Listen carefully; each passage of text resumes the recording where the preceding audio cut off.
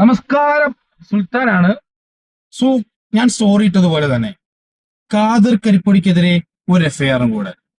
ഖാദറിന്റെ ചെറ്റത്തരങ്ങൾ ഓരോന്നോരോന്നായി ജനമറിയുന്നു, പുറത്തു വരുന്നു, പോലീസ് കേസെടുക്കുന്നു. ഇതൊക്കെ മറയ്ക്കാനും ഇതൊക്കെ മറച്ചു പിടിക്കാനും ഇതിന്റെയൊക്കെ ഫ്രണ്ടിൽ ഒരു മറയായിട്ട് വെക്കാനും ഖാദർ ഉപയോഗിച്ചുകൊണ്ടിരിക്കുന്ന ആയുധം നമ്മളുടെ പ്രിയപ്പെട്ട റിഫയുടെയും മെഹനാസിന്റെയും പൊന്നുമോനായ അസാനുവിനെ മുന്നിൽ നിർത്തി ഖാദർ കളിക്കുന്ന ചെറ്റത്തരം ഖാദറിന്റെ കപട നാടകങ്ങൾ ഓരോന്നോരോന്നായി പൊളിഞ്ഞു വീഴുന്നു. അസാനു പൊന്നുമോൻ, അസാനുവിന് പ്രിയപ്പെട്ടതാരാ ഖാദിർക്ക എന്ന് പറയുന്ന അസാനുവിനെ കൊണ്ട് പറയിപ്പിക്കുന്ന വീഡിയോ ഖാദർ തന്റെ സോഷ്യൽ മീഡിയ അക്കൗണ്ട് വഴി ലോകത്തെ മൊത്തം കാണിച്ച് സിമ്പതി പിടിച്ചു പറ്റി നന്മ മരച്ചമഞ്ഞിരിക്കുകയാണ്.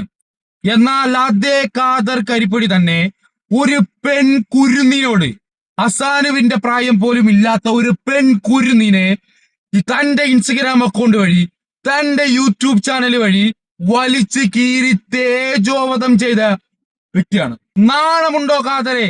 ഇതുപോലുള്ള ചെറ്റത്തരങ്ങൾ നിന്റെ ഇൻസ്റ്റഗ്രാം അക്കൗണ്ടിൽ കൂടെ കാണിച്ചു കൂട്ടിയിട്ട് അസാനുവിനെ മുന്നിൽ നിർത്തി അസാനുവിനെ മറയാക്കി പിടിച്ച് അതിന്റെ പുറകിൽ ഇതുപോലുള്ള അപരാധങ്ങൾ ചെയ്തു കൂട്ടാൻ നിനക്ക് നാണമില്ലേ?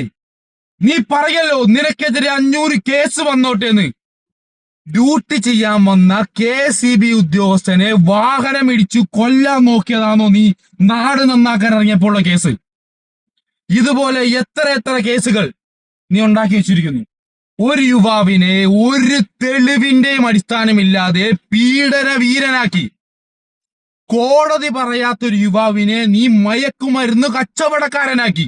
ഭാര്യയുടെയും ഭാര്യ കാമുകന്റെയും വാക്ക് കേട്ട് നീ തേജോവധം ചെയ്ത് ഇല്ലാതാക്കാൻ നോക്കിയ എത്ര ജീവിതങ്ങളുണ്ട് ഖാദറെ. ഓരോന്നോരോന്നായി എണ്ണി കാലം നിന്നോട് ഇതിനൊക്കെ കണക്ക് ചോദിച്ചിരിക്കും. നീ നിന്റെ യൂട്യൂബ് ചാനലിൽ കിടന്ന് പുലമ്പുന്നത് പോലെ കർമ്മ എന്നൊരു സാധനം ഉണ്ടെങ്കിൽ ഇതിനൊക്കെ നിനക്ക് പകരം കിട്ടിയിരിക്കും. നീ തന്നെ പറഞ്ഞു മഹാനായ വാക്കുകൾ പോലെ, സത്യത്തെ വളച്ചൊടിക്കാം, പിടിച്ചു വെക്കാം, മറച്ചു വെക്കാം, ഒളിച്ചു വെക്കാം. പക്ഷെ ഒരു ദിവസം ഇതിന്റെയൊക്കെ എല്ലാ താഴും തകർത്ത് സത്യം പുറത്തു വരിക തന്നെ ചെയ്യും.